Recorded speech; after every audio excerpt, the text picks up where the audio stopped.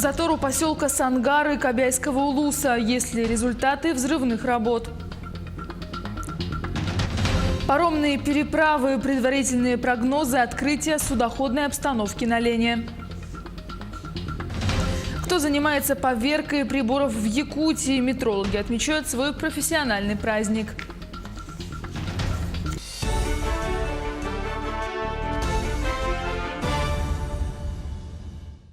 В эфире новости, в студии Юлия Великодная. Затор у поселка Сангары Кобяйского улуса устранен. Ледоход начал продвигаться. Об этом сообщили в Госком обеспечении Якутии. После взрывных работ уровни воды у населенных пунктов снижаются. Напомним, накануне на реке Лени образовался затор ниже поселка Сангары. Уровни воды начали стремительно повышаться. В 12 часов сегодняшнего дня при критической отметке в 1150 сантиметров было зафиксировано 1134. В селе Кальвица уровни воды достигли отметки 290 сантиметров, при критическом значении 786. В данное время ледоход проходит по территории Намского и Кобяйского района. Нижняя кромка ледохода находится чуть ниже поселка Сангар. Сейчас в данное время работает там оперативная группа. По состоянию на 17 часов в Усть-Алданском улусе на реках Алдан и Лена гидрологическая обстановка стабильная. На реке Алдан уровень воды ниже критических отметок, ледоход редкий. Все рабочие группы отозваны на местах, продолжается дежурство по контролю уровня воды. На реке Лена в населенном пункте Арытит уровень воды отмечается 7 метров 17. Это за 8 часов отмечается понижение на 8 сантиметров. Обстановка нормальная, ледоход редкий. Так, если будет такая обстановка, планируется завтра отмена повышенной готовности. Затопило автодороги Амга-Усть-Мая и Усть-Мая-Петропавловск. Два участка республиканской автодороги Амга-Усть-Мая затапливаются ежегодно. Эти участки начали строить еще в 90-х. С тех пор происходит их затопление каждую весну. Несмотря на то, что дорога построена и сдана в эксплуатацию в ноябре прошлого года, сквозного проезда из Усть-Майи до Амги и Якутска нет. Необходимо здесь произвести работы, порядка 10 тысяч кубов засыпать, чтобы не происходило подтопление автодороги. Также на участке Усть-Мая-Петропавловск необходимо тоже поднять автодорогу примерно на 1,5 метра, то есть это на расстоянии 1 километр. Работы эти предусмотрены на 2021 год, реконструкция автодороги Амга на участке Усть-Мая и Горенок. Дорога Усть-Мая-Петропавловск является также республиканской и построена в 2013 году. Неправильно составленный проект привел к занижению этого участка дороги перед Петропавловском. Поэтому дорогу топит в паводок и отрезает районный центр и аэропорт. А пока, чтобы добраться до поселения, жители вынуждены пользоваться старой, аварийной и закрытой дорогой. Несмотря на то, что дорога сдана, проезда сквозного от Усть-Майи до Амги и Якутска, соответственно, нет. Районная администрация, мы сегодня готовим письмо в адрес министра транспорта, первого заместителя председателя правительства Колодезникова Алексея Засимовича на предмет того, чтобы были приняты меры по отсыпке полотна дороги на данных участках, чтобы мы могли пользоваться данной дорогой. По предварительным прогнозам, река Лена в районе Якутска очистится ото льда в 20-х числах. Открытие судоходной обстановки ожидается 25 мая. На маршруте Якутск-Нижнебестях будут работать 11 паромов. На грузовых перевозках по маршруту Кангаласы-Сотинцы будет привлечено 2 судна, а по линии Максгалов-Качекацы 5 паромов. В настоящее время перевозчики обустраивают причалы и завершают работу по подготовке паромов к навигации. навигации. Тарифы остались на уровне 2016 года. Их вы видите на своих экранах.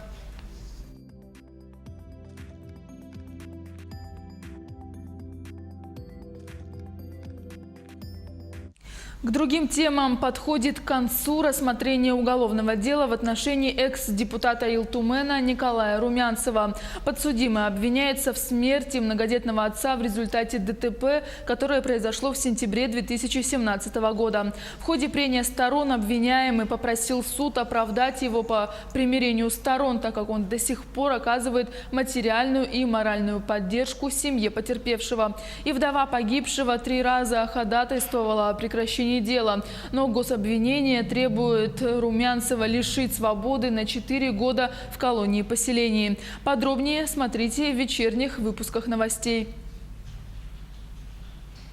Хочу повториться, я в своей жизни действительно очень много помог. 4 человека, вот жена, свидетель, 4 раза я утопающих людей спас. Но я нигде не афишировал. Очень много людей, когда они болели раком, я им помогал. Но стать за один день преступника я, честно говоря, не понимаю. И будьте добры, ваша честь, отнестись к моим словам правильно и принять правильное решение и вынести оправдательный приговор. Итоги автозимника подведены. План перевыполнен на 4000 тонн. Перевезено 550 тысяч тонн топлива из запланированных 537 тысяч. На увеличение объема повлияли раннее открытие автозимников, быстрый темп перевозки и инвентаризация котельного топлива на местах. Что касается навигации, то в этом году водным путем по районам доставят 370 тысяч тонн топлива. Общий объем поставки угля в этом году составляет 200 тысяч тонн. Поставка нефти планируется в количестве 67 тысяч тонн. Наибольший объем перевозок у нас традиционно это Верхоянский филиал. Изначальный план составлял 69 тысяч тонн, мы перевезли 76. Последними в первой декаде мая завершены перевозки для нужд отдаленных сел Алайховского района, это села Баягныр и Бералях. Глава республики Айсен Николаев работает в Устьянском районе. Руководитель региона посетил Терехтягское месторождение олова в селе Саилык, а также новую котельную в селе Тумат, которая была введена в эксплуатацию в конце прошлого года. Одной из традиционных отраслей хозяйства в Устьянском улусе является оленеводство. Сегодня в районе работает 12 оленеводческих бригад, которые содержат более 22 тысяч голов. Оленеводы сельскохозяйственного кооператива Табаяна обеспечивают олениной местные школы, детские сады и больницы. Также реализуют мясо в местных магазинах. Помимо Устьянского района местная оленина поставляется в Верхоянский, Алайховский и Момский улусы. Сегодня профессиональный праздник метрологов. В Якутии поверкой различных приборов занимается Государственный региональный центр стандартизации, метрологии и испытаний. Это одно из старейших предприятий региона. Как выявить погрешность того или иного прибора или узнать точность магазинных весов? В лабораториях центра побывала Ульяна Шагина. Метрология начинается со стандартизации. Чтобы выявить, соответствует ли тот или иной прибор стандарту, его нужно измерить или поверить, чем и занимаются в лабораториях центра инженеры-метрологи.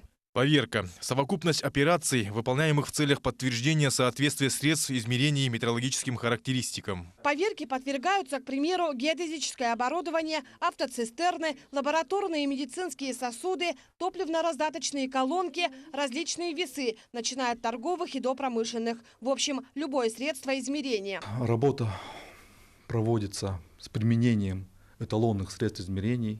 Каждое средство измерения имеет свой межповерочный интервал и условия поверки. То есть, например, если мы говорим о весах, то в основном весы у нас должны проходить ежегодную поверку. Эталонами здесь пользуется любой метролог. Это высокоточные приборы, с помощью которых выявляется соответствие. К примеру, весы здесь имеют точность до 10 миллионной доли, а гири первого разряда класса точности Е2. И даже стол, где стоят эталонные приборы, отдельно от самого здания, вбит сваями в землю, чтобы при работе не ощущалось вибрации. Поверка средств измерения массы производится эталонными гирями. К примеру, вот эта вот гиря весит 500 граммов. Каждая поверка осуществляется в белых перчатках, так как следы отпечатков пальцев могут влиять на погрешность гири.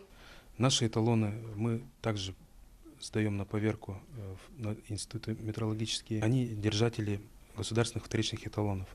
Они свои эталоны берут начало от международных эталонов.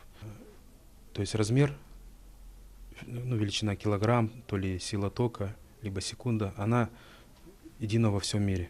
В лаборатории электрорадиотехнических измерений и средств измерения медицинского назначения идет поверка электрокардиографа, прибора, который регистрирует биоэлектрические сигналы сердца. Метролог устраняет погрешности, регулируя измерительную аппаратуру. Такой поверке подвергается любое средство измерения, поступающее в лабораторию, начиная от секундомера и заканчивая мощным генератором. Ошибок не бывает, потому что поверка не один раз проводится. То есть несколько раз измеряем одно и то же значение. Если в ходе поверки выявится несоответствие аппарата ГОСТу, метролог выписывает извещение о непригодности. У каждого прибора свой межпроверочный интервал, примерно один раз в год. Работники центра часто выезжают в другие районы Якутии. В год проводится более 65 тысяч различных измерений. Ульяна Шагина, Павел Пахомов, Якутск.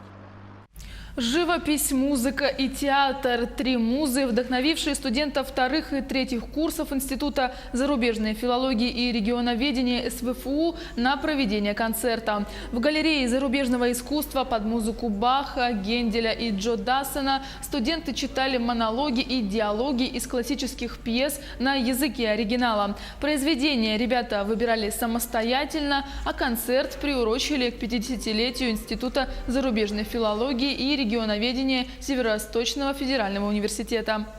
Шекспир, это классика, и все должны читать классику. Также я с детства увлекалась историей Египта, тем более Клеопатра моя любимая царевна, так сказать. И поэтому я решила выбрать такой самый сильный отрывок, где она готова покинуть этот мир, потому что в нем нет ничего, чтобы ее задерживало. И она с царственной осанкой, с такой подачей уходит из этого мира. Оставайтесь с нами.